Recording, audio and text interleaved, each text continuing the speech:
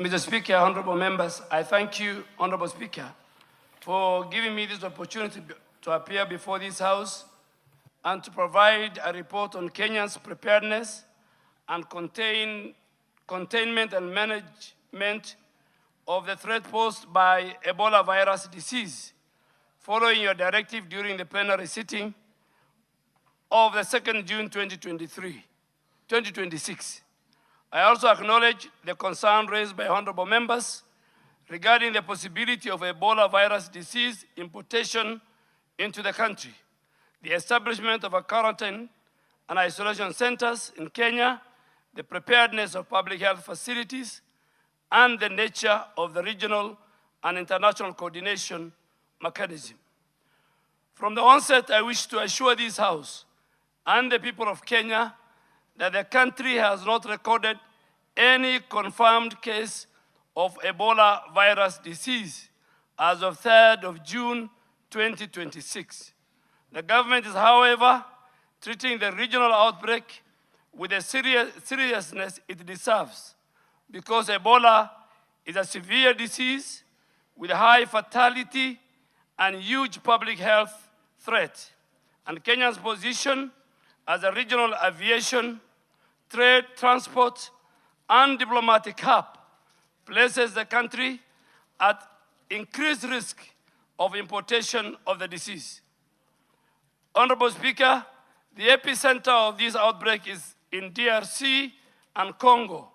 As per our last situational update, the Democratic Republic of Congo has reported 1,083 suspected cases and 259 deaths.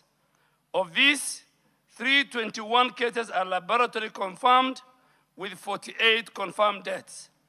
A total of 2,746 contacts have been listed for follow-up. Uganda has reported 12 confirmed cases and 2 deaths, with 642 contacts listed for follow-up.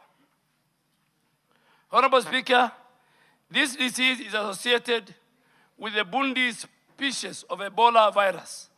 This is significant because there is currently no approved vaccine for this particular virus or for this particular species. The outbreak has also affected healthcare workers both in DRC and in Congo. In view of the regional risk, the WHO declared the outbreak as a public health emergency of international concern on the 16th of May 2026, while Africa CDC declared it a public health emergency of continental security. These both declarations by WHO and Africa CDC signals an extraordinary public health event that poses a risk to other countries and requires a coordinated international response. Kenya has therefore activated the National Preparedness System in accordance with our constitutional duty to protect the right to health, our obligations under the Health Act 2017 and the International Health Regulations 2025. Honorable Speaker, before I respond to the many questions that you have asked me to answer, let me just give the country what is Ebola and which type of Ebola is this. Ebola is a severe, often very fatal illness in humans. There are 3 different types of species.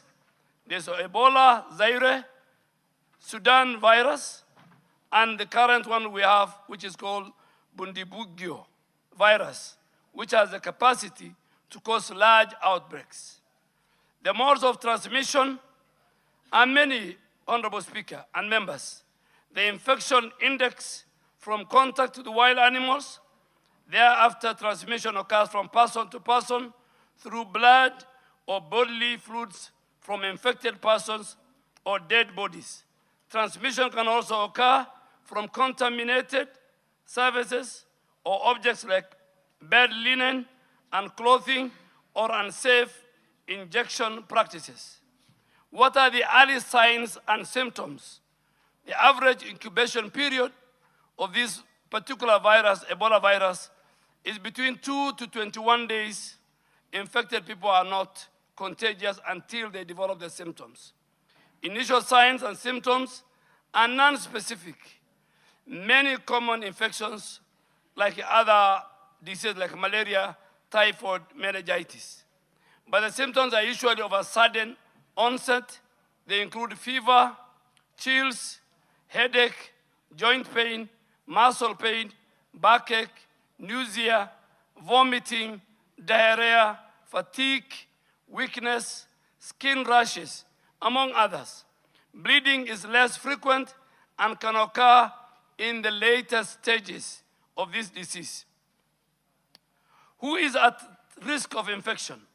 Travelers to the affected countries like DRC and Uganda, contacts of travelers from the affected region, family members of the Ebola virus diseases, healthcare workers taking care of the patients with Ebola, or people handling bodies of Ebola victims.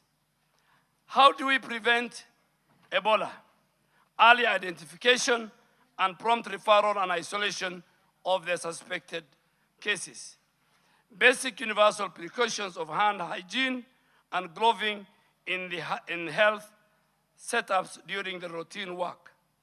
Wearing of the full personal protective equipment when handling cases or suspected or confirmed Ebola. And finally, to avoid contact with the bodily fluids of suspected cases.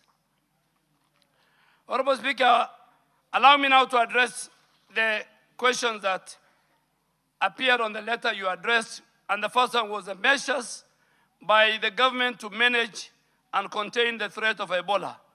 Honorable Speaker and members, the government has activated a whole government preparedness and response framework led by the Ministry of Health through the Kenyan National Public Health Institute. The National Ebola Incident Management System was activated on the 20th of May 2026 in order to provide a unified central command, coordination, and decision-making. This structure is supported both at the national and county public health emergency operation centers, which remain on high alert mode. Two, under this arrangement, we have also strengthened our surveillance of health facilities within our communities and the points of entry. We have issued advisories to all the 47 counties covering Ebola case definitions, infections prevention, control reporting protocols, guidance on isolation, sample referral, contact tracing, among others. Our rapid response teams, Honorable Speaker, have been placed on standby for deployment where alerts are reported. Government has also enhanced screening at our 26 official points of entry, including our international airports, land border crossings. As of yesterday, 2nd June 2026, 71,243 travelers have been screened cumulatively, including the 2,506 travelers who were screened in the last 24 hours. Screening focuses particularly on travelers from the affected countries and high-risk travel routes. To date, Honorable Speaker, the national surveillance system has captured and investigated 22 suspected alerts from across the country. All of them have tested negative. These alerts were reported from Nairobi, Kiambu, Uasin Gishu, Nyeri, Nakuru, Nyamira, West Pokot, Kisumu, and Bungoma. In the last 24 hours, 3 alerts from Nairobi, Uasin Gishu, and Bungoma were investigated and they were confirmed negative. Honorable Speaker, the Ministry has also operationalized the public communication mechanism, including the national number, toll number 719, which is our public health hotline, to facilitate communities to report, to do public inquiry, and to give health advisory. Public messaging is being disseminated through the national and the county channels in order to educate the public on the risk factors. Honorable Speaker, the second area you told me to address through the letter from Parliament was the preparedness of the public health facilities, the isolation units, the medical facilities, and trained personnel. Honorable Speaker, the House specifically requested a report on the level of preparedness of public health facilities, including isolation units, medical facilities, and trained personnel. And I want to confirm that the Ministry of Health has undertaken facility readiness assessment and continue to strengthen capacity at the national referral facilities and in counties considered at high risk. At the national level, Kenyatta National Hospital has prepared an 8-bed isolation and treatment unit and completed a dry run of how the index case will be handled. The facility has a separate waste management system to support the safe handling of infectious waste. The National Police Service Hospital has been assessed and has 49 beds ready for activation as part of the surge isolation capacity. At the county level, 29 counties have identified designated isolation and treatment sites. The Ministry of Health, the Kenya National Public Health Institute, and relevant regulatory agencies are undertaking on-site verification, quality assurance, spot checks to confirm that these facilities meet the required standard for infection prevention, control, patient flow, waste management, staff protection, and emergency referral. Honorable Speaker and members, these facilities are part of Kenya's national public health preparation architecture. They are not established for exclusive benefit of foreign nationals, foreign governments, or any special category of persons. They are intended to protect all persons within the territory of Kenya, including Kenyan citizens, residents, refugees, visitors visiting our country, diplomats, expatriates, and any other person who may require isolation, testing, or treatment based on the medical need and public health risk.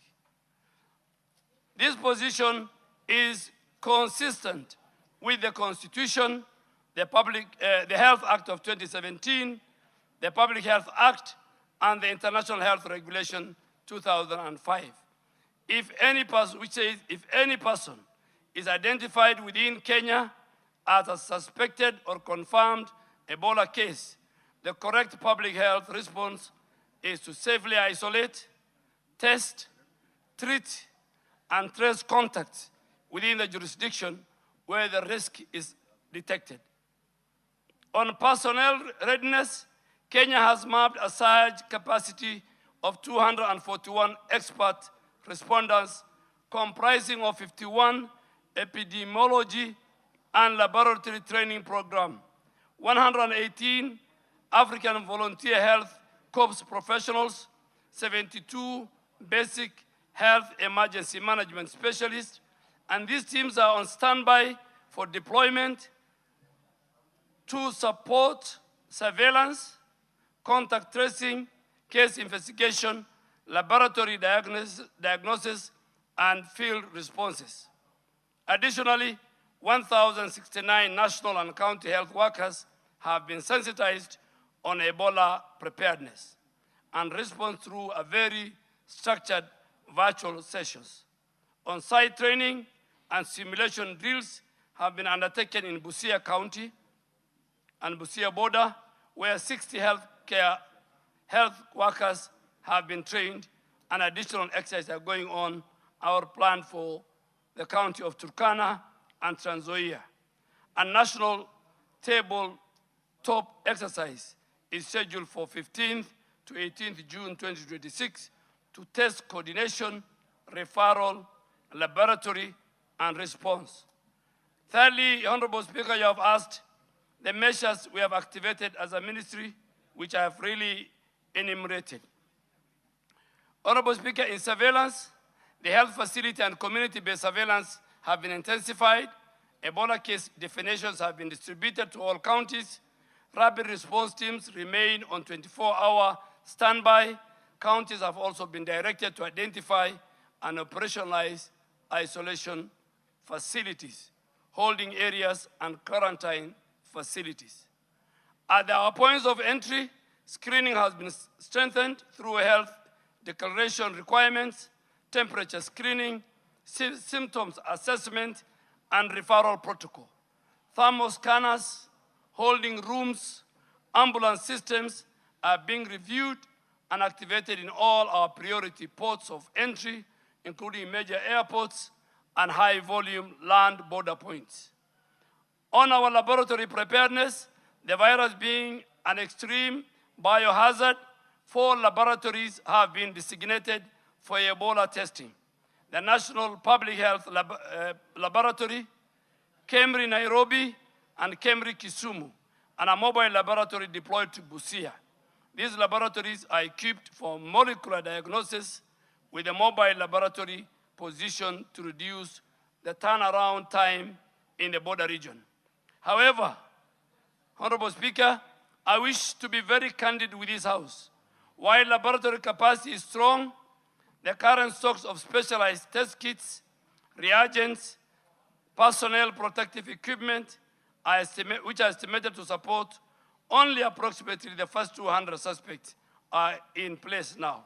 And this is why additional emergency financing and partner support are required to build a more adequate testing capacity.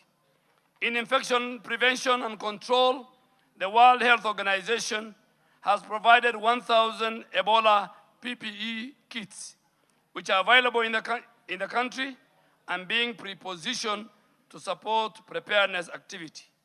Initial preposition is focused on strategic sites, including Kenyatta National Hospital, Kenyatta University Teaching, Referral and Research Hospital, Mombasa, MTRH in Eldoret, Turkana, and other high-risk points of entry.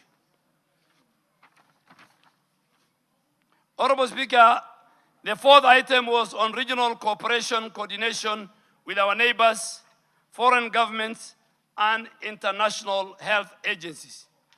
Honorable Speaker, the House requested a report on that.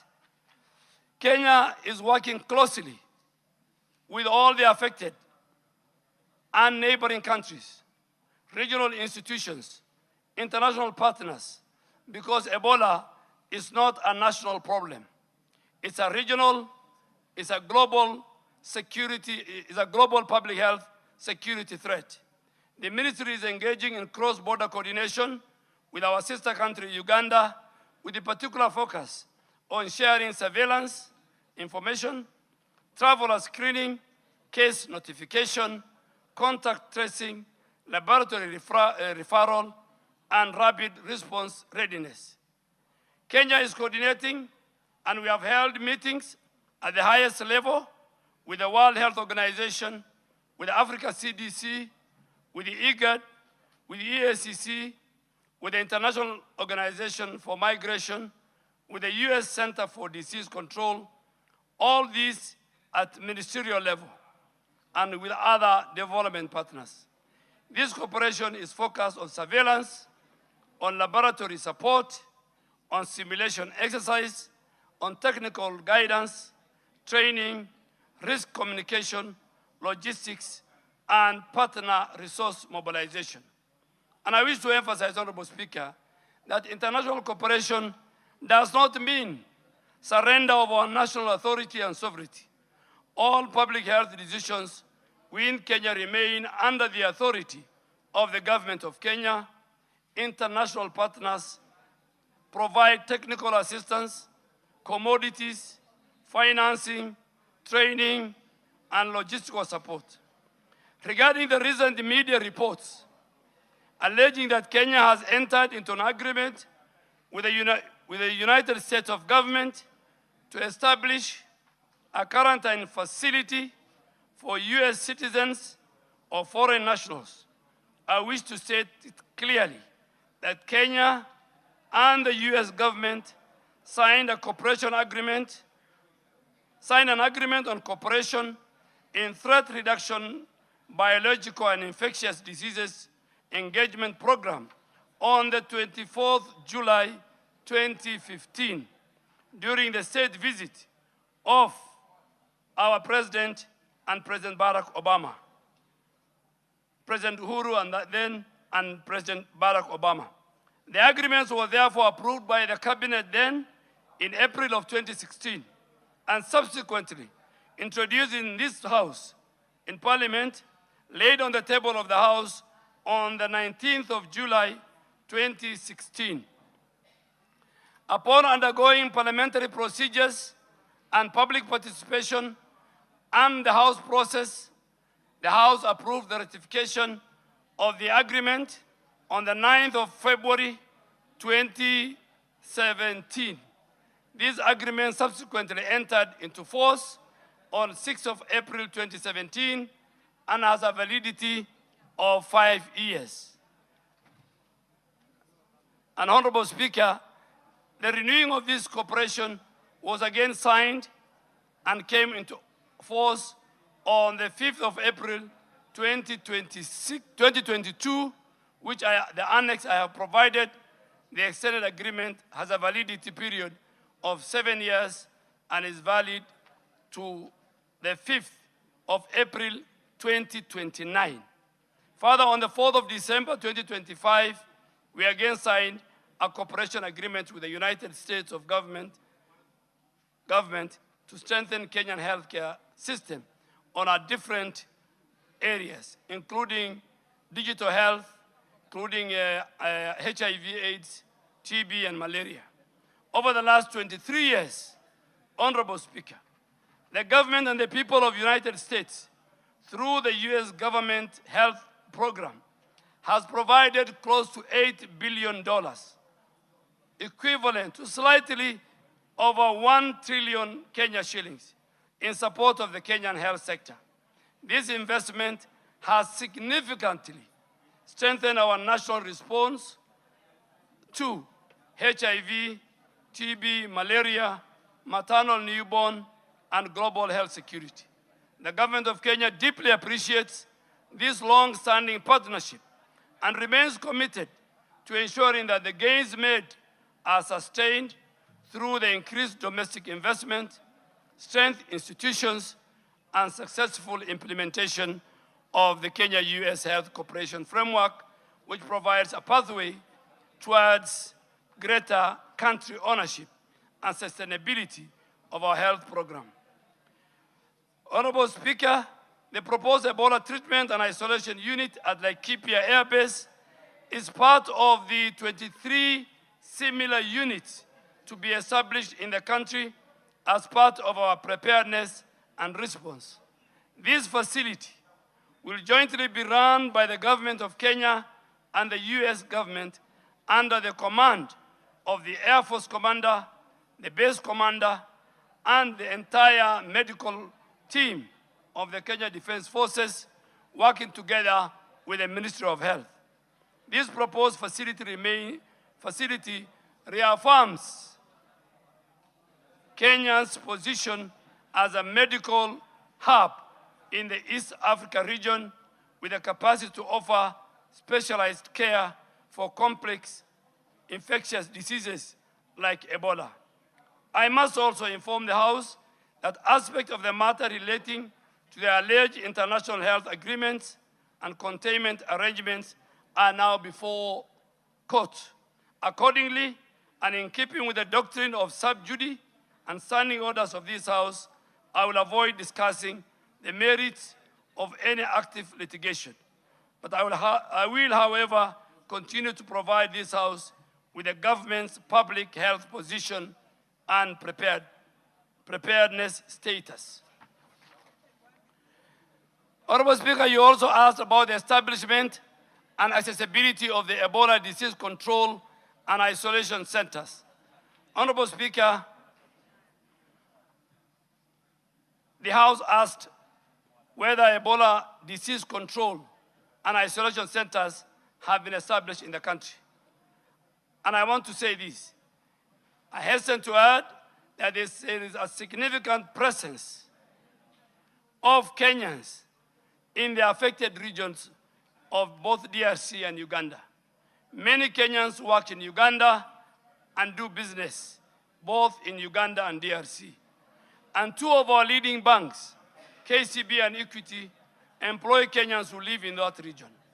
In addition, Kenya has approximately 450 specialized KDF officers and servicemen who are in DRC under the MONUSCO peacekeeping mission. Any of these Kenyans could be exposed and could require a quarantine and isolation facility back home in Kenya. The government has established undesignated isolation and treatment capacity as part of our national preparedness. These include, I said, our national referral facilities, our county designated sites, temporary holding areas for points of entry, county isolation facilities. These facilities are being progressively verified for quality, for safety, and for readiness.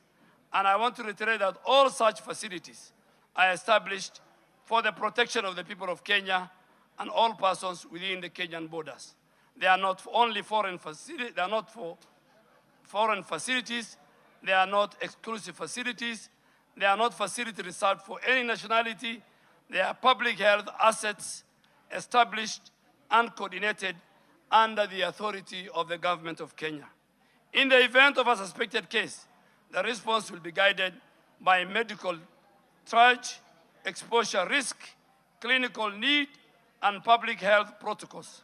A Kenyan citizen, a foreign national, a refugee, a diplomat, an expatriate, or a traveler will be managed according to the same public health principles: safe isolation, testing, clinical care, contact tracing, prevention of further transmission. Our objective as government is to protect communities, to protect healthcare workers, and the country. When a case is detected, the safest place to manage it is within a properly equipped isolation and treatment facility under the controlled conditions. Finally, Honorable Speaker, you have told me to give guidance on the public health guidance. Honorable Speaker, any person who develops fever, headache, vomiting, diarrhea after recent travel to the affected areas or one of their community members after contact with a suspected case should seek medical attention immediately and report through the 719 public health hotline. Honorable Speaker, our readiness assessment gaps and resource requirements are all provided in this document, and I think I have provided the agreements, the documents, but just to conclude so that I take questions from members, Honorable Speaker and members, it's very important, you play a very important role in the public health protection of our country. Misinformation during disease outbreaks can cause panic, can cause stigma, can delay health seeking and resistance to public health measures. I therefore request members of this House to support the Ministry of Health by amplifying accurate information, encouraging early health seeking behavior, supporting screening at border points of entry, and urging the public to use the official 719 hotline. Honorable Speaker, I want to repeat for emphasis, Kenya has no confirmed case of Ebola virus disease. Our surveillance systems are active. Our laboratories are functional. Our points of entry are screening travelers.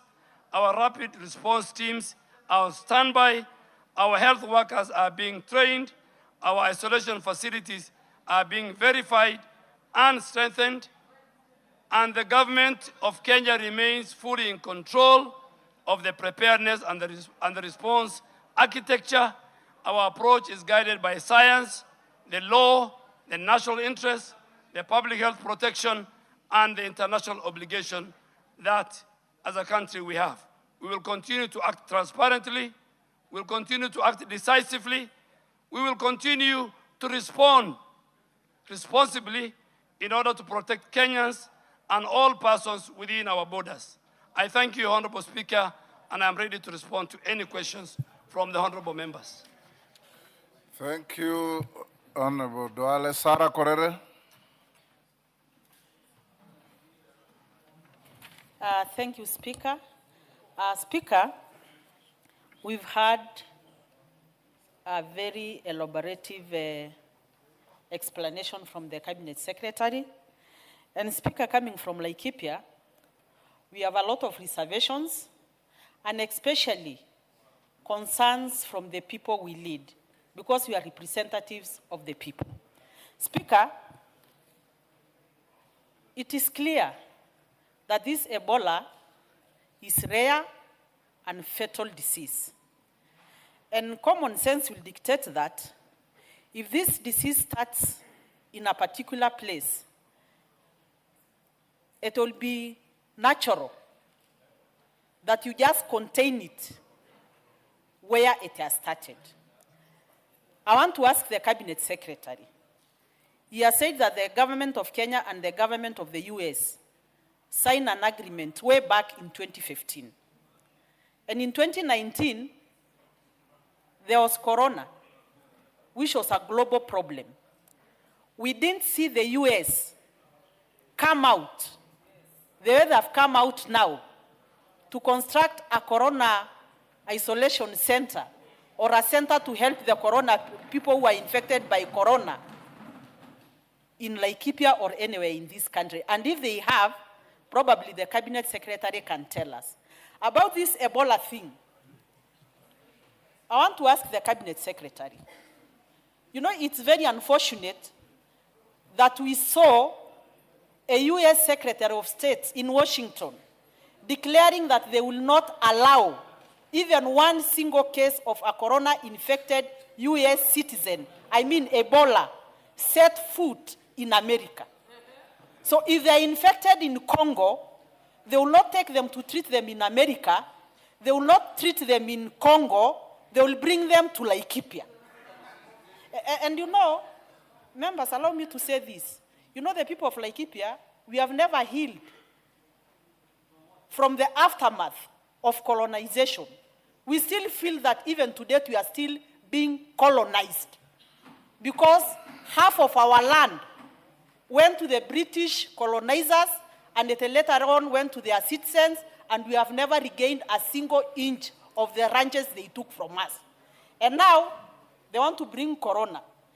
And you know, I mean Ebola. And you know, I'm just saying because I represent people who are concerned that if Americans are to be flown to Laikipia Air Base to be treated there, what happens if this disease, God forbid, you know, leaks out and probably people around Nanyuki are infected by Ebola? Will the American government take charge and treat the Kenyan citizens the way they would like to treat the American citizens? That is one. You've made your point. There are many interests, let Sarah. me finish. I can't allow you to continue making a speech. I'm finishing, finally. The concern also is we have a lot of tourism in Laikipia. And as I speak now, there is a lot of cancellations by the people who are traveling to the lodges of Laikipia. Can the Cabinet Secretary tell us how are they going to communicate to the citizens? Because probably most of this mayhem is because of miscommunication. Whose message is it that the citizens are getting miscommunicated by people who are not in authority to give that information to them? Why should the people who are in authority didn't give the correct information to the citizens of Kenya and the citizens of Laikipia? Thank you, Sarah.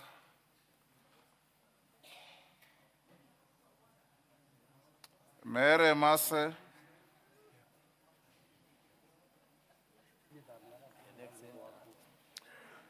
Avoid the temptation to make speeches. Ask questions. Thank you, Yes. Honorable Speaker. Honorable Speaker, and I thank you for giving me this opportunity because I'm from the border to Uganda, and my people are more at risk. And I want to ask the Cabinet Secretary, what are the steps that the Cabinet Secretary is taking to ensure that the people of Uganda, who are infected by Ebola, My question is, I have listened to the PS, to the CS, I'm very sorry, to the CS. I have a concern. The ministry officials were in Busia County, Teso South at Alupe Hospital with a proposal to convert Alupe Hospital into an isolation center for managing Ebola. Honorable Speaker, I do not have any other hospital to serve the people of Teso South. None. It is only Alupe Hospital. So I want to tell the CS that we will resist, that Alupe Hospital cannot be made an isolation center for Ebola. Whereas I support the government initiative for preparedness to protect the people of Busia because we are at the border, let another venue be identified to build that isolation center. But Alupe will not be converted, Honorable Speaker. Robert Mbui. Minister, I hope you are recording the members and the questions. I have to. Mbui. Thank you, Mr. Speaker. Mr. Speaker, listening to the CS, he was very clear when he said that Kenya has no cases of Ebola. And Mr. Speaker, the ministry should endeavor to ensure that Kenyan citizens are safe, because that is the purpose of this ministry.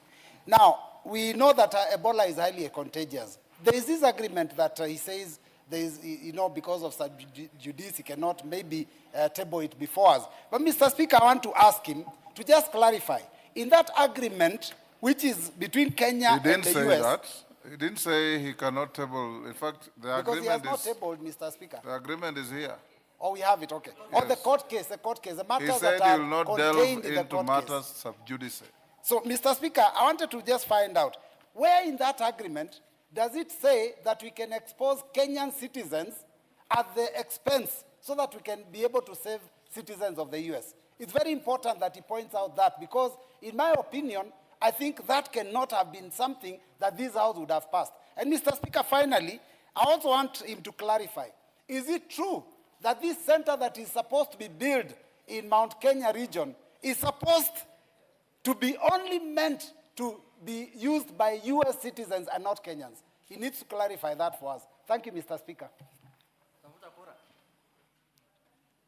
Yes, Dindi Nyoro. Thank you very much, Honorable Speaker, for this chance. And direct to the point, I have listened to the CS, and there is actually no space in his speech about the view of Kenyans. I'm yet to meet one single Kenyan who is in support of having this quarantine in Kenya, Honorable Speaker. And it is important for the government to know that the government exists for the welfare of Kenyans. And Kenyans know when their space is being cropped, Honorable Speaker. Honorable Speaker, the US budget in terms of health is 860 times ours. Their technology is better in all respects, including biotech, Honorable Speaker. They have better capacity to handle these kind of issues than Kenya. Honorable Speaker, while the CS is here, I would request him. Kenyans have spoken in one voice. We do not want that facility of Ebola here in Kenya. Please listen to the Kenyan voices.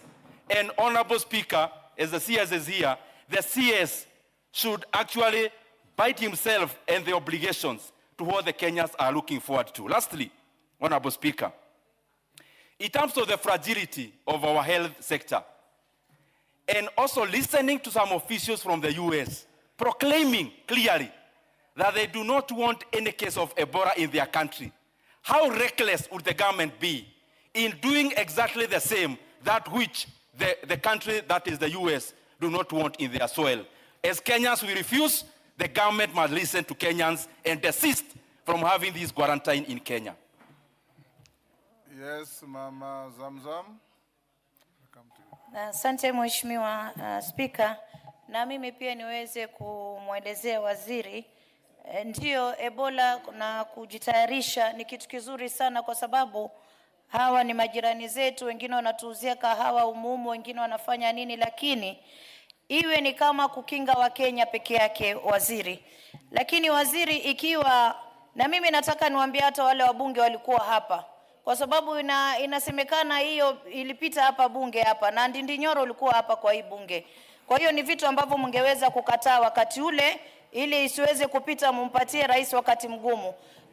Waziri, mimi napenda kusema tu, kama Mwamerika amekataa kule kwake, hapa Kenya tukubali, na nasikia katika counties 20 ambao walikuwa wamekubali, Mombasa ilikuwa moja wao. Kama mama Mombasa, sitaki kuona mzungu kule anatibiwa Ebola. Iwe kama itajengwa ni ya kuangalia watu wetu peke yake. Waziri, sisi ni kitu kizuri na tuna support kama tuwe na preparedness, manake sisi ni majirani, huwezi jua, na wanasema ina spray na unyevunyevu, either through sex ama maji ama mate, hizo vitu tumesikia. Lakini sasa huwezi jua kitu yote za kutokea. Mheshimiwa Spika, kitu chochote chaweza kutokea. Na ikitokea iwe ni sisi wa Kenya peke yetu, isiwe kuwa ni mtu mwingine anakuja kutibiwa hapa, waende kwao ama warudi Kongo, kule walipata ugonjwa watibiwe Kongo. Asante sana Speaker. Yes, Ichungwa. Honorable Speaker, first I don't know whether Honorable Zamzam, but the Deputy Speaker tells me Honorable Zamzam is actually right, because the Minister did But speak that's about what the Minister said. bodily fluids. She simply said what the Minister said. So bodily fluids Except could the be Minister, transmitted in many ways. the Minister didn't speak in such good Swahili, or at all. So thank you, Honorable Speaker. Honorable Speaker, let me first begin by thanking the Minister for this statement, because as Honorable Sarah Correa has said, is indeed very elaborate. And also to note, Honorable Speaker, that at the time this agreement was tabled in this House, I highly suspect the Honorable Aden Duale, as leader of majority, is the one who tabled this report in 2015. And the subsequent one tabled in 2022 was tabled by the Honorable Kimunya, my predecessor, as leader of majority. And it is true that the agreement between the Republic of Kenya and the United States was tabled, debated, and ratified by this House. Therefore, even as we speak, I know there's a temptation, Honorable Speaker, to speak to the gallery. And I wanted to begin by asking the CS to clarify just one thing that he has already said in his statement, but which many of us probably did not hear, or we have blocked our ears from hearing it. And because I have the privilege of having a copy of this statement here, Honorable Speaker, the CS did state that the proposed Ebola treatment and isolation unit at the Laikipia Air Base is part of the 23 similar units to be established in the country as part of our preparedness and response. So I would want first, CS, clarify to us and to the country that we are not establishing one isolation center at Laikipia Air Base. The one at Laikipia Air Base is one amongst 23 others. Two, Honorable CS, including some of the ones, the minister did name a few, including one in Busia, was it Alupe or somewhere? Order. Gone. Two, Honorable Speaker, I want the minister to clarify to us and to the country something again that he has said in this statement, that this isolation center is not being established for foreigners exclusively. The minister has said that we have 2 Kenyan banks with Kenyans, our sons and daughters working in the DRC, some in Uganda. We have 450 of our armed men, our armed officers, who have given their lives to protect our lives in this country and the region, our region of peace. Should any of those 450 of our officers, our sons and daughters in DRC, God forbid, catch the Ebola virus, where shall we take them? Do we take them to America? Do we leave them to die in the Congo forest? Or do we establish isolation centers as any responsible government and administration would do to make sure that should you, Honorable Speaker, this weekend, I traveled to Rwanda. Honorable Speaker, I traveled to Rwanda as a Kenyan. Yes, Millie, what is Any your point other of order? Kenyan would have traveled to Congo. Yes, Millie. Sorry, Mr. Speaker, I had to interrupt the majority leader, especially now that I'm in leadership of the broad-based. But I'm just wondering, is the honorable member in order to imply that the United States of America is irresponsible by not setting up their own facilities in America, because Kenya is responsible setting up one in Kenya? Are you in order implying that America is responsible by not setting up in their own country when they are a superpower and we are a minion power? Are you, even Honorable Buru is still looking for power and you are bringing, are you suggesting that America is irresponsible by any chance? Honorable Millie, are you saying that America is incapable of being irresponsible? Mr. Speaker, I am actually asking for clarification. I am not saying, Yes. Mr. Speaker, I plead the Fifth Amendment. I just want to know from the... Okay. Honorable Speaker, in direct response to my sister, Honorable Millie, I am very well versed with our standing orders. I would never allude to the irresponsibility of a friendly nation on the floor of this House. I will not do that. But my point was, Honorable Speaker, back to my point, that as a responsible country, should we or should we not have isolation centers? Because this disease, we can't run away from the fact that it is there, and it is there in our neighborhood, in this region.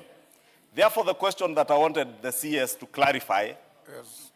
and I'm saying this, Honorable Speaker, deliberately in a leading manner, so that the CS clarifies for us and for the nation, this isolation center, from what I read in his statement, you know, Honorable Speaker, the problem is that members don't listen, like the member for Aldai is making noise and distracting me.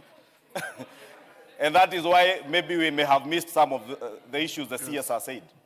Because my understanding, and that is the clarification I sought, was that this isolation center is for preparedness, even to cater for Kenyans who may catch the disease, whether it is a staff of KCB, Equity Bank, or one of our armed officers who are working in DRC.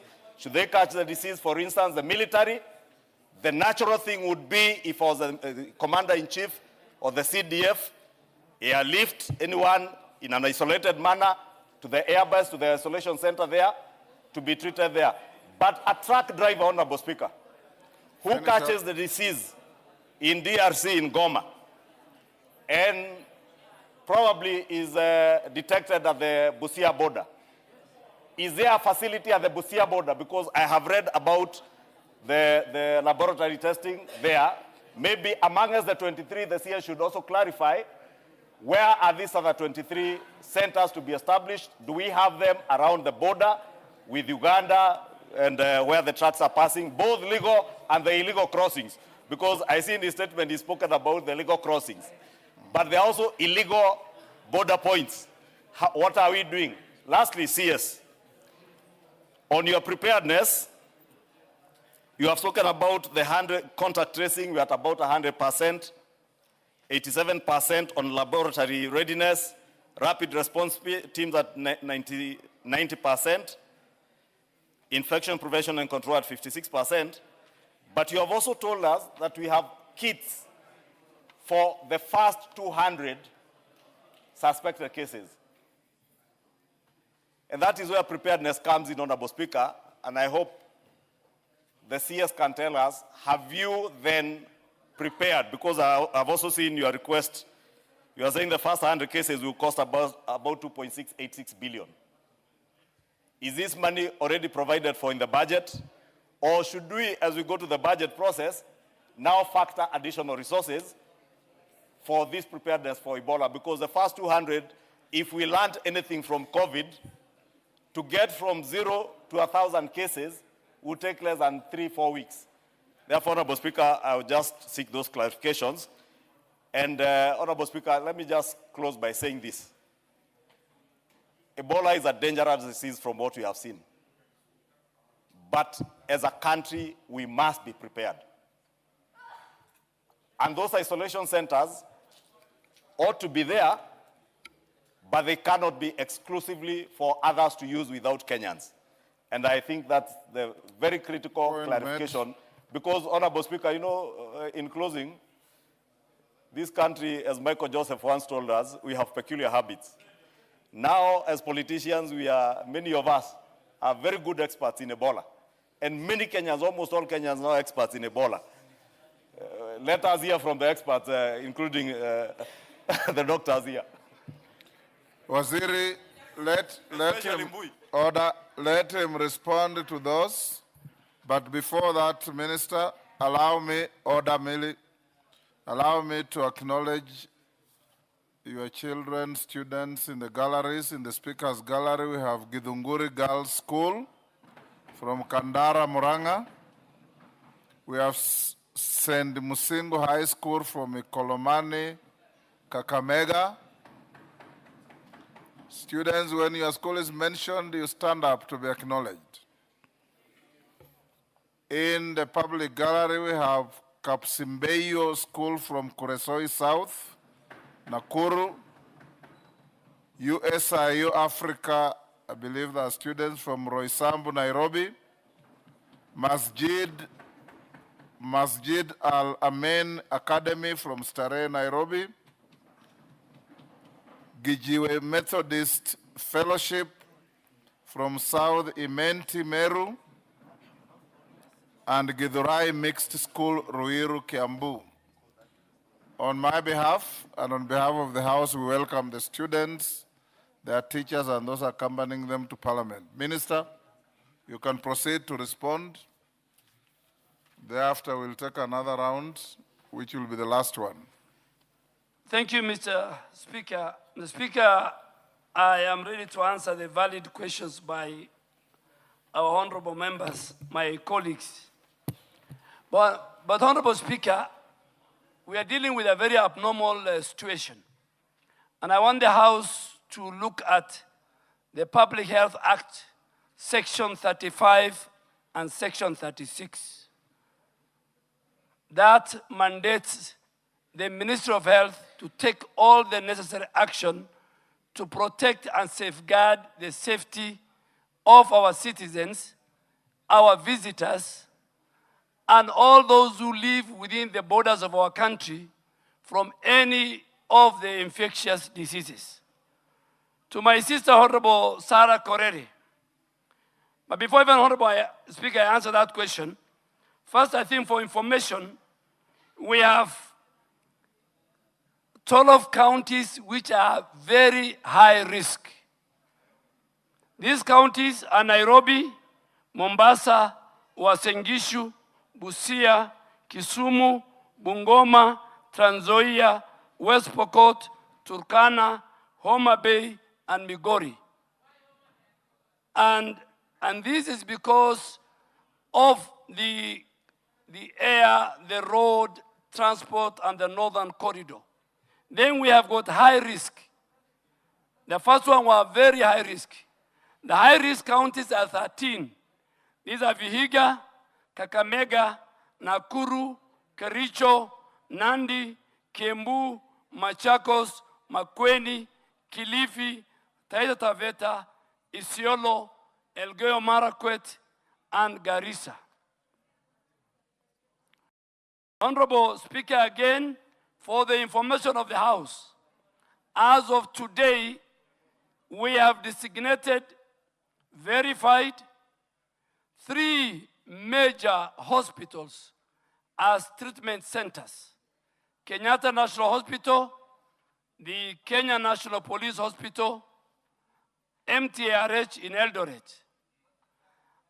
Secondly, we have also identified that we are in the process of completing the isolation, the treatment center of 2 hospitals in Busia. And I want to urge my sister, Mary Emase, even before COVID, the people of Busia and the country as a large, under the Ministry of Health, agreed that Alupe Hospital, a research center, is one of the very few infectious research hospitals. So in terms of qualification, that hospital is the most qualified because it's a research and infectious. Where have we done that? So in Busia, we have Alupe Sub-County Hospital, Referral Hospital, and we have Kocholie Sub-County Hospital. The reason why we picked on those 2, you know, that is where the biggest crossing. For the record, it's called Kocholia, not Kocholia. Kocholia. That is where the epicenter in terms of crossing from either DRC, our tracks, and the movement are. But we are doing assessment of these sites in the following counties.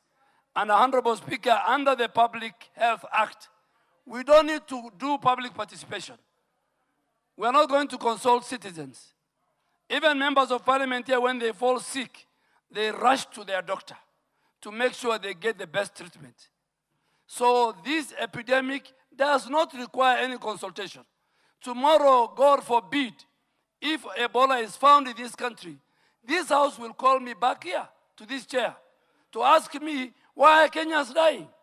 So before Kenyans die, before Kenyans are infected, we as a government have a moral, constitutional responsibility to protect both Kenyans and other people who are non-Kenyans who live within our border or who transit within our country. Honorable Speaker, on Laikipia Air Base is one of the 23 quarantine isolation center we are building. And we will not stop it. Why we are building? We are building in the airbase, far from even, and there are a number of reasons why. The runway in Laikipia is one of the longest runway. That is where we have KDF medical team. That is why even our 450 Kenyans who are serving today under the UN, our special forces, the quick response unit. I'm the speaker, I was a minister for defense. I went to Ituri. I know all those areas. Those who have gone to Lumumbashi. Kenyans, the biggest hospitals in DRC are run by Kenyans, are owned by Kenyans. So we must protect, Mr. Speaker. So Laikipia will protect both Kenyans and the US. Honorable Speaker, when we had the COVID, and some of us were members of parliament here, the UN, the US, and many other international bodies built a hospital in Nairobi Hospital, a UN specialized hospital to deal with COVID. There was no noise that time. We have a responsibility to protect the residents. Let him respond. Honorable Speaker, on what the Secretary of State, Mark Rubio, said, that if it was said by the Minister, the Secretary of Health, I will respond. But I think that is an area for diplomats. The best person to respond to this House is the PCS. Because if it was my colleague, C.S. Kennedy, Alupe have answered very well. Laikipia we will build. Honorable Dini Nyoro, I think you are a bit very unfair. Because if all counties refuse to host isolation centers, the way you are suggesting, where will the Kenyans who will be infected, God forbid, go? I mean, as a leader, I don't think that way we can be irresponsible. And I agree with you, Madam Zamzam.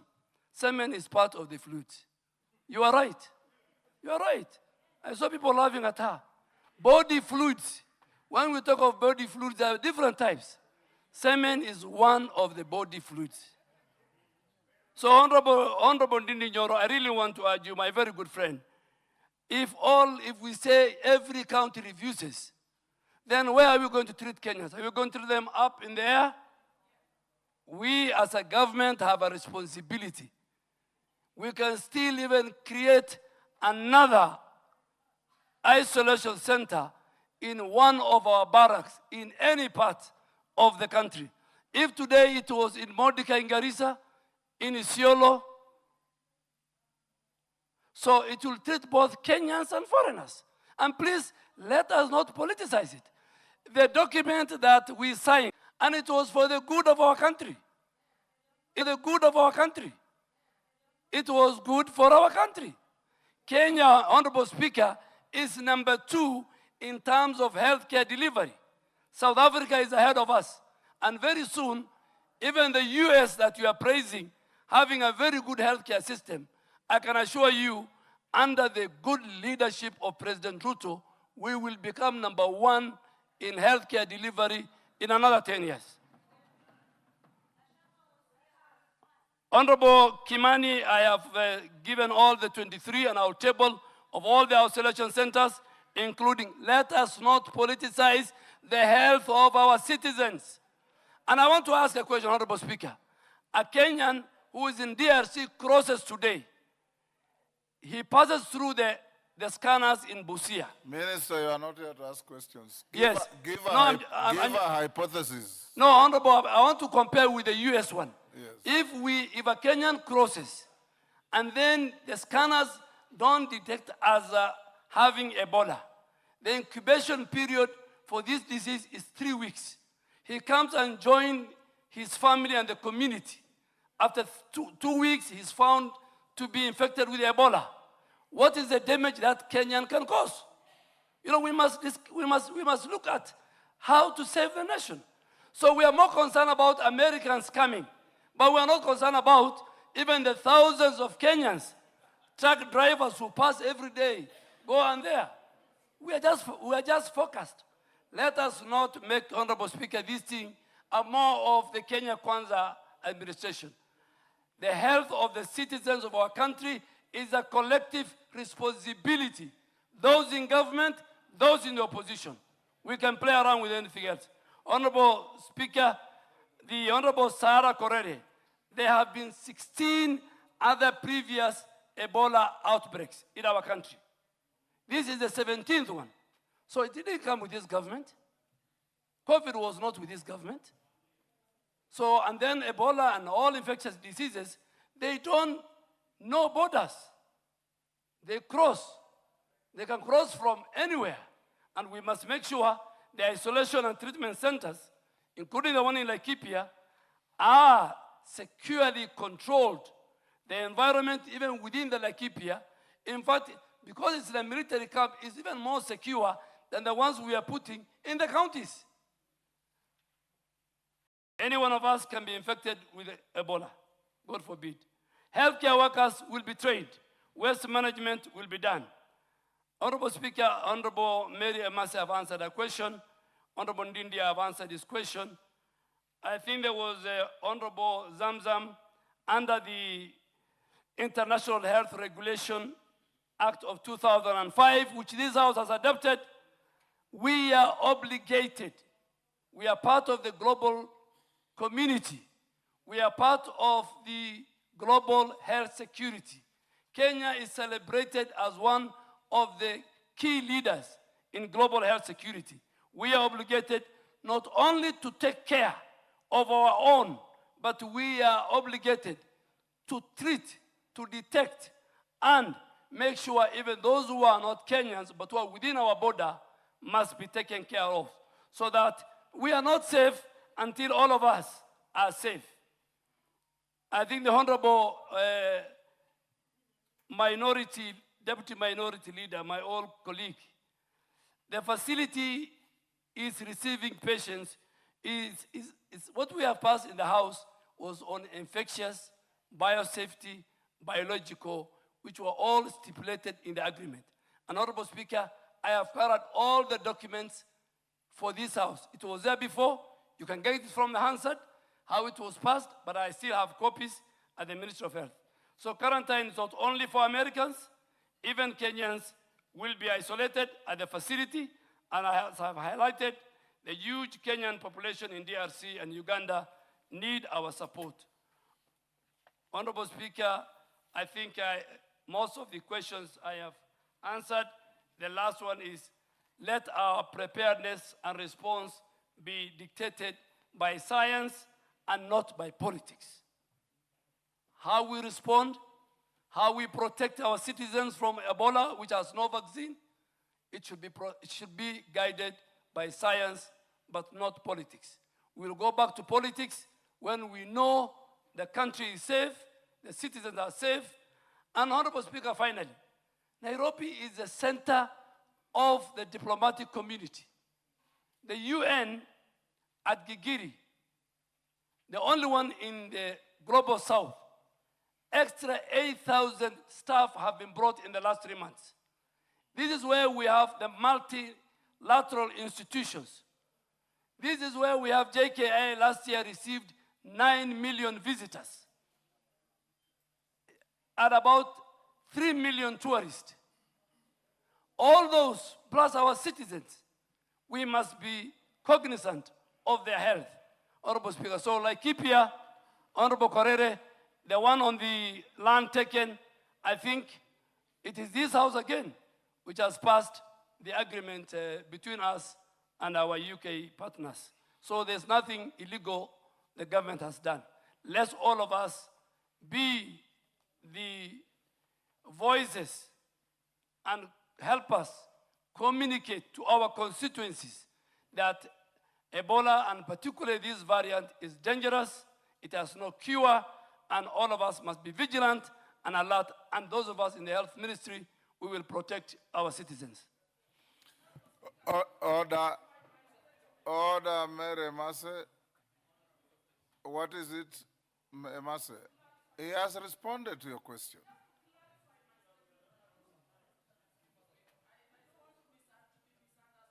What is it you want to clarify? You want to recount what you said? Thank you, Honorable Speaker. Honorable Speaker, I do not want to be misunderstood. In Teso South sub-county, I have 2 sub-counties. The only hospital I have offering the normal medical services to the community is Alupe. Honorable Speaker, my position and the position of the people I represent is that there is enough land in Alupe. Let the ministry build an isolation center for quarantine purposes, away from the hospital, but not to take the hospital for that purpose. That is what we are objecting. Point made. You have made your point, Mary, and you and the minister are saying the same thing.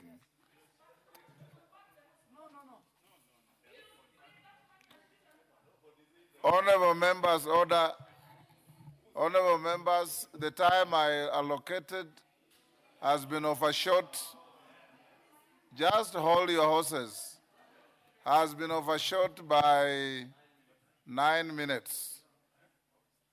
Given the interest, and whoever I give, you just ask a question, no speeches, so that we can take another 10, 15 minutes, and you're obligated to extend from 10 by the time we are consuming now until we finish. Okay. I will give 3. Okay. My minority leader, Junet, you will be number 1 on this side. Number 2, I'll give Honorable Kiamba Susan. That is number 2. Number 3, I'll give the Chair of Health. This side, I'll give Professor Jaldesa, number 1. I'll give my Deputy Speaker, number 2. And I'll give I'll give Madenge number 3. I've already given members of your committee. So let's start with number 1 in quick succession. Kiamba Nyikal, in that quick succession. Mr. Speaker, thank you very much for giving. Mr. Speaker, I want to ask this. But having noticed that, Mr. Speaker, there is a ratified document by this House. Mr. Speaker, members should take very serious when the Speaker is putting a question. Of as many of that opinion say, you just say, you don't know you're ratifying something that is going to bring a disease. So be careful next time. Next time, be careful, please. But, Mr. Speaker, my question is, I have condensed this thing into 2 aspects, Mr. Speaker, and I want the Minister to clarify. What Kenyans are grappling with, Mr. Speaker, is how does the government intend to safeguard Kenyan sovereignty and decision-making authority? Just explain to the House how you have safeguarded your sovereignty and your decision-making. And then lastly, whether it is the foreign governments that will decide who gets admitted to those facilities, and whether you have done public and security assessment, and whether you have done that report public. If you answer those 4 questions, then Kenyans will be safe. Thank you very much. Next, Kiamba. Thank you, Honorable Speaker. I think my first one was point of order. Is it in order, there is no Honorable first Speaker? one. I've given you to ask a question. A point of order arises when a member is on the floor. There's no member on the floor. Ask the question. If you don't, you yield the floor. Thank you, Honorable Speaker. I would want to ask the Minister, now that Kenyans have spoken loudly and clear, that the context has changed and we do no longer want this center, what is his recommendation? Does the wishes of Kenyans become irrelevant, or can dynamic Kenyans think, or once something is passed in this parliament, it's passed in heaven? Thank you. Yes, Dr. Nyikal. Thank you, Mr. Speaker. Mr. Speaker, let me ask one. Who will be admitted in this facility, and what would be the criteria for admission? 2, will people who are already sick be transferred to this admission? 3, will people other than Americans be admitted in these institutions? And on the contrary, will Americans be admitted in the other 23 institutions that were put in place? And why didn't we... Nyikal, I gave you an opportunity for 1 question. Okay, then then let me just, I'll ask 3, I'll leave it there.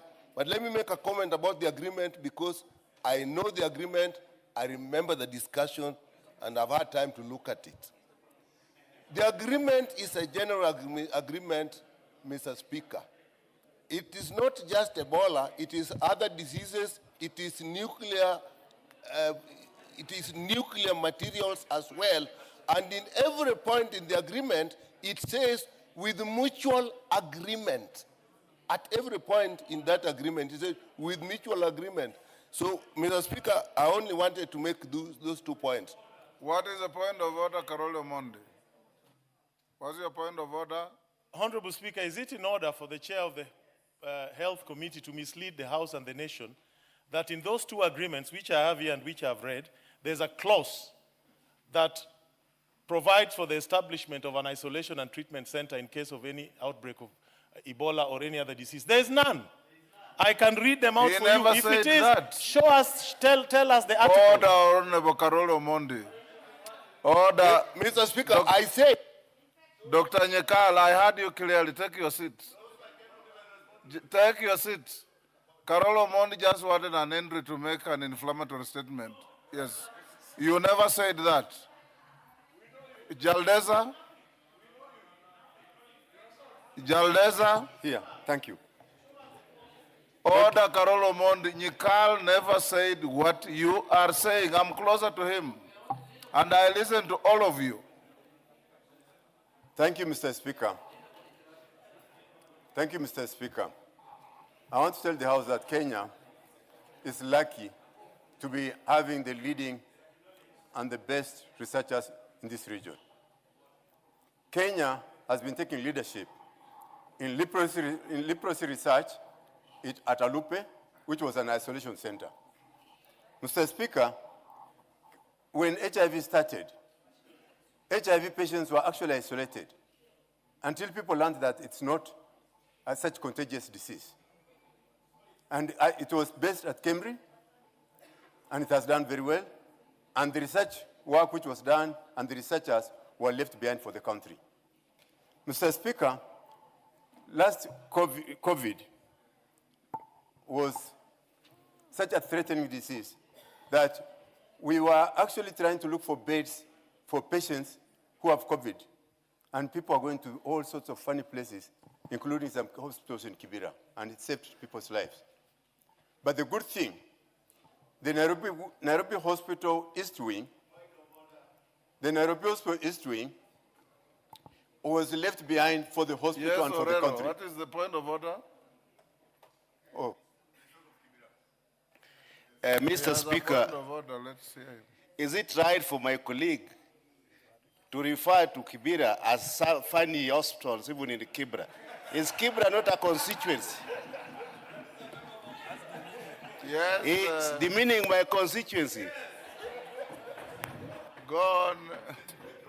Mr. Speaker, Kibera is a constituency, and it has the highest concentration of people in this country, and it deserves better services. Mr. Speaker, my point is this. Mr. Speaker, when this Ebola virus outbreak ends, what will be the benefit left for the country? That now we can say the country benefited financially in terms of resource and research from this outbreak. Deputy Speaker. Honorable Speaker, I would like the Cabinet Secretary to confirm to the members here who have objected to having the quarantine centers in their own counties that in our case, Uasin Gishu County is one of the quarantine centers. And because of our close proximity to Malaba border, we can be at risk and our people can be at risk.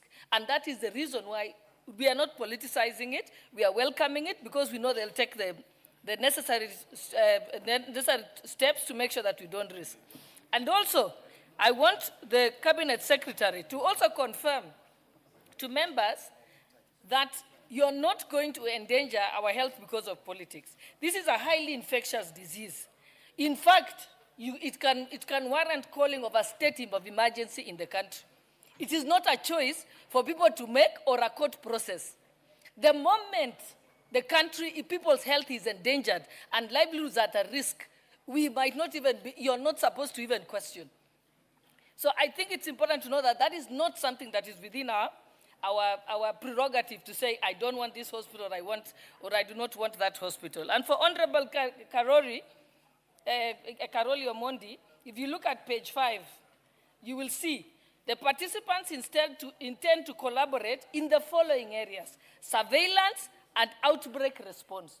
What is exactly happening now is surveillance and outbreak response. All the steps that the Cabinet Secretary has read here are exactly those. Thank you, Honorable Speaker. Madenge. Thank you, Honorable Speaker. Honorable Speaker, I want to draw the minister to the...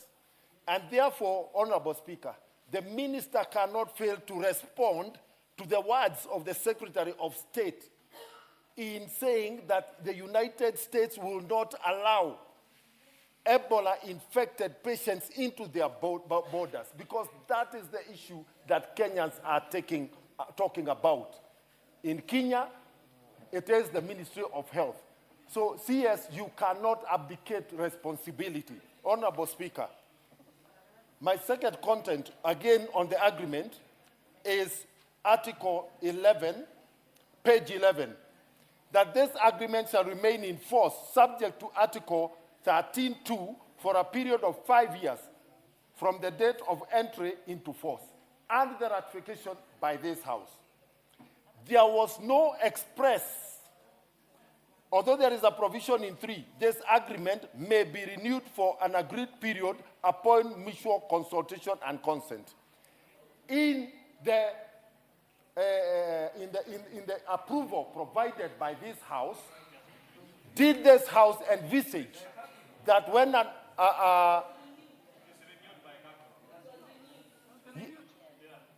I am talking about the approval by the House. The approval by the House. In the approval by the House, did this therefore mean automatically that then when the cabinet then renewed, that extended the approval granted by this House? Lastly, Honorable Speaker. I gave you an opportunity for one, Madenge. Allow me just one. The committee recommendations, Honorable Speaker. Number 5, the implementing review committee be constituted and should develop a mechanism for reporting back to Parliament on the status of the implementation of this agreement.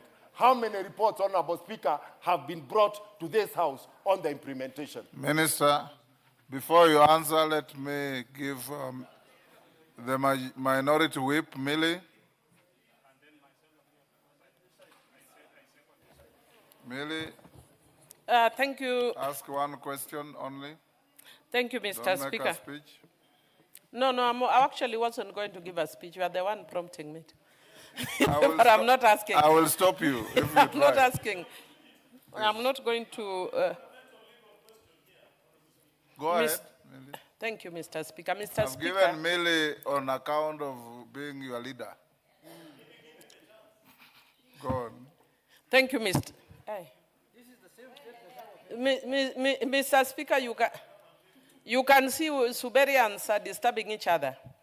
Mr. Speaker, mine is really very, very simple.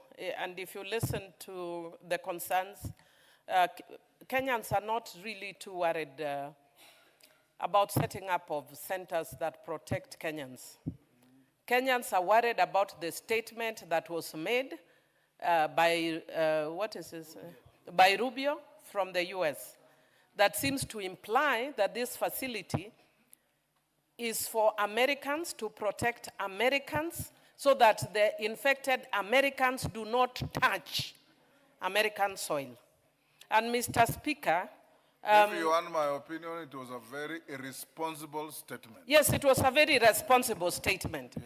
And all I want to ask Honorable Duale, even though he's throwing back this to the Ministry of Foreign Affairs, is what is he doing to deal with this issue squarely with America?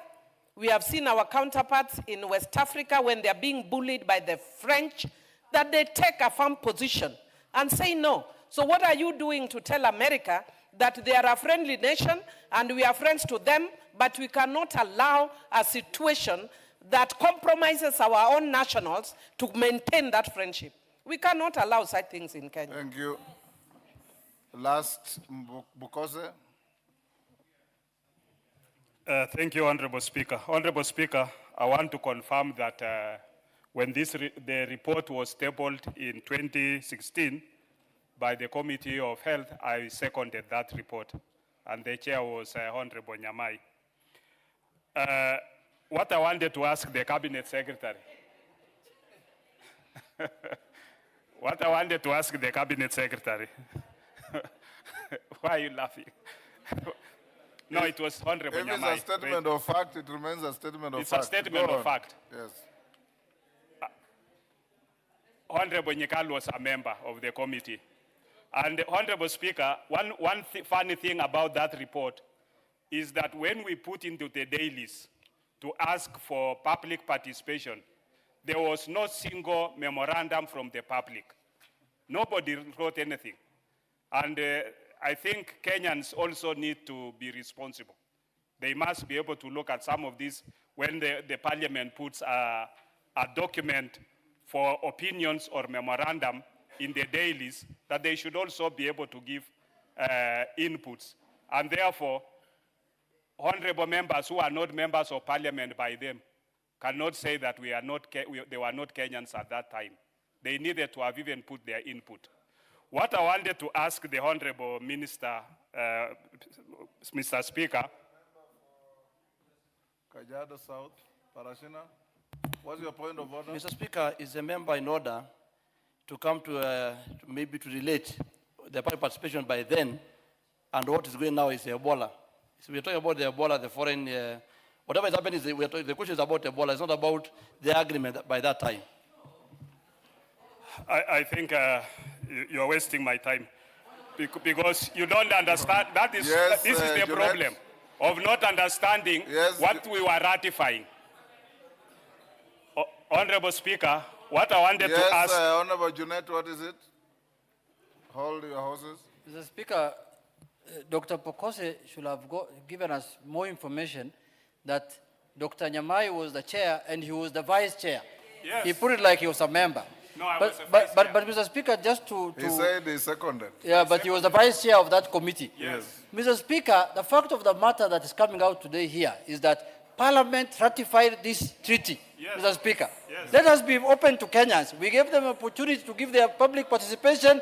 We ratified. We told Americans, do what you want to do. Yes. And when the Speaker says, as many of the other opinions say, aye, na And we umekula said wali aye. mingi. Don't cheat Kenyans. It is true what minority leader is saying. We ratified the agreement as the National Assembly. And it became the law of Kenya because by ratification, what it means is that it becomes part of the law of the country. Ask the question. My question to the Cabinet Secretary. You know, when people are raising about the isolation centers being set up in certain areas, does it mean the whole hospital becomes an isolation center, or there is a specific area within the hospital that is set up as an isolation center? Because I think that is what Kenyans need to understand publicly, so that, like my colleague, when we talk about Koicholwa or Alupe, thinking that the whole of Alupe is an isolation center. So I think the Cabinet Secretary needs to clarify. Even as we speak of Kenyatta having an isolation center, what does it mean? Thank you, Honorable Speaker. Minister, can you answer all those in 5 minutes? Yes, Honorable Speaker. Honorable Speaker, let me start where Honorable Pokose left.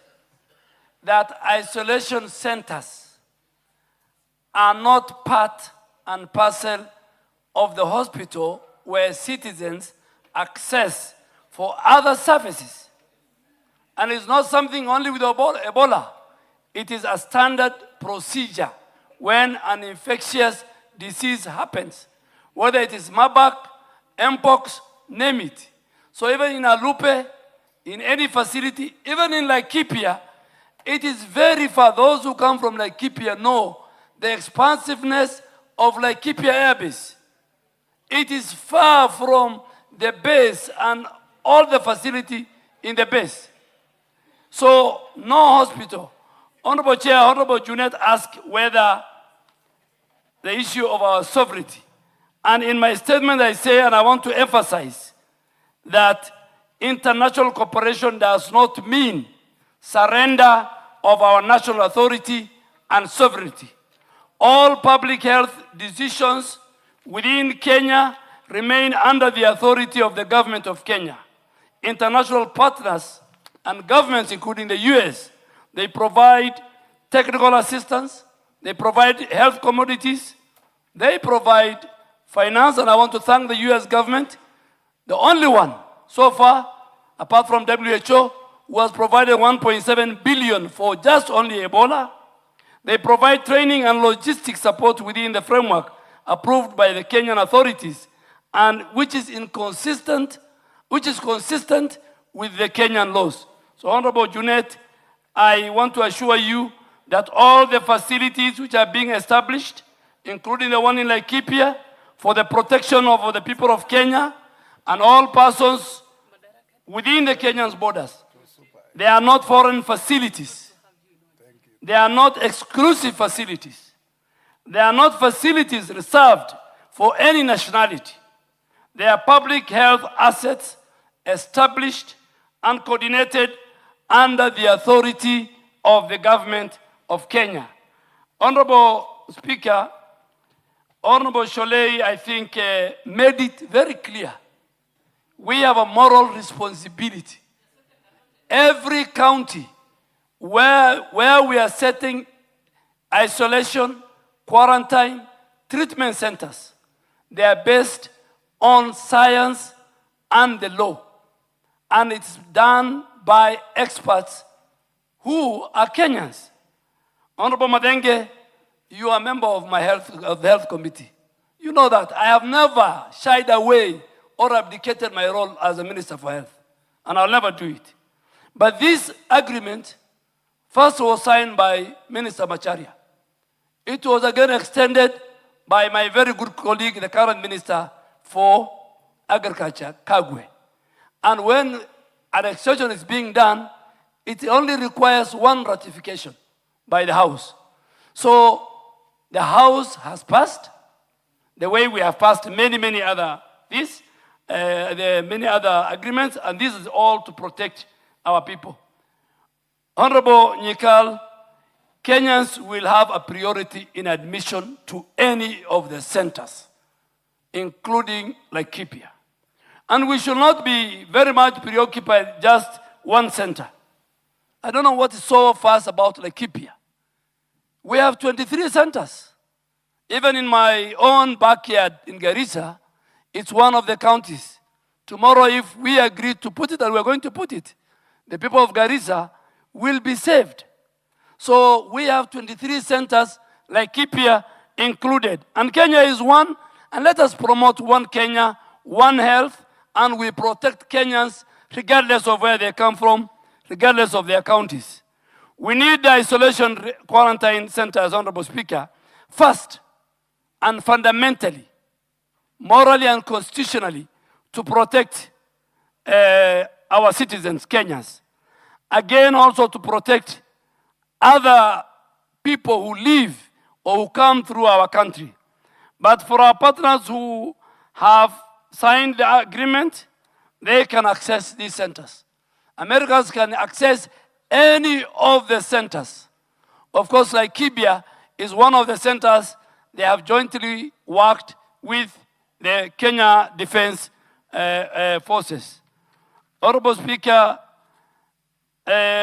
Honorable Susan talked about loud and clear.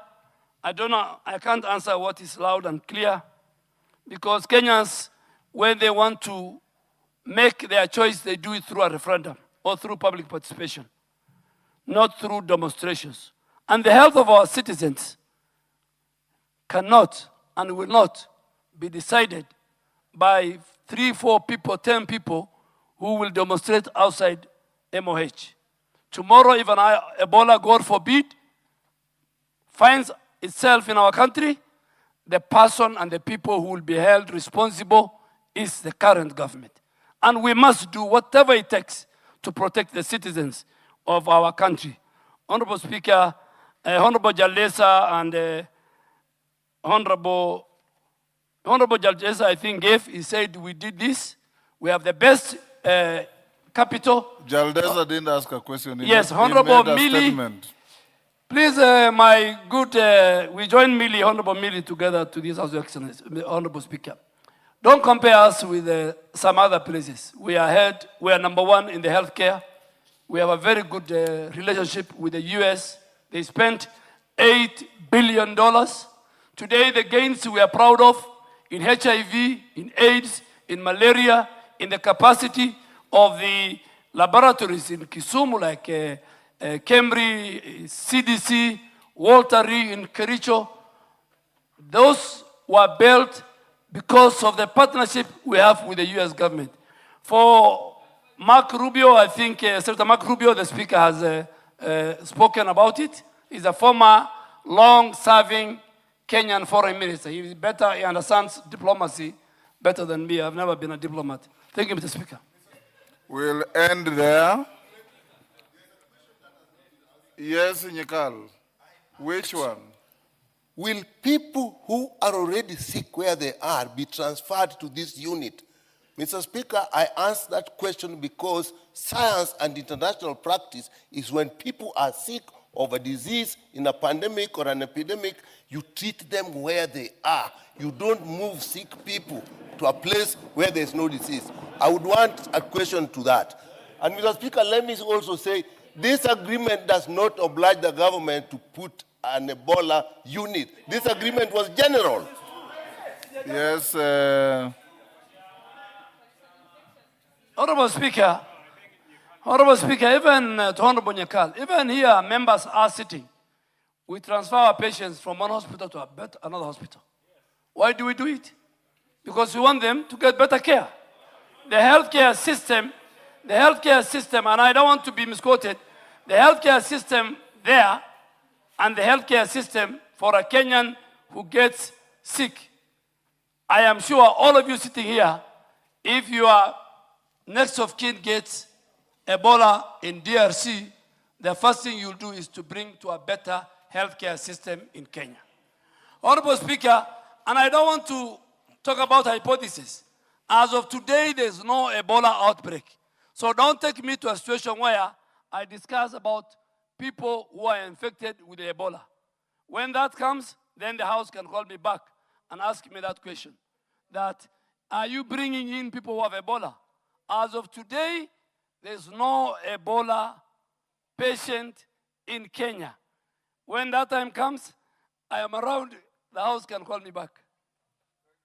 And there, honorable members, we'll now go back to order number 8. It is now 4, you'll call it, well, it's now 4:23. This second allotted day will end at 7:23. And the next allotted day will end at 10:23:25. Call out the next order. Minister, you are released to go back to your office.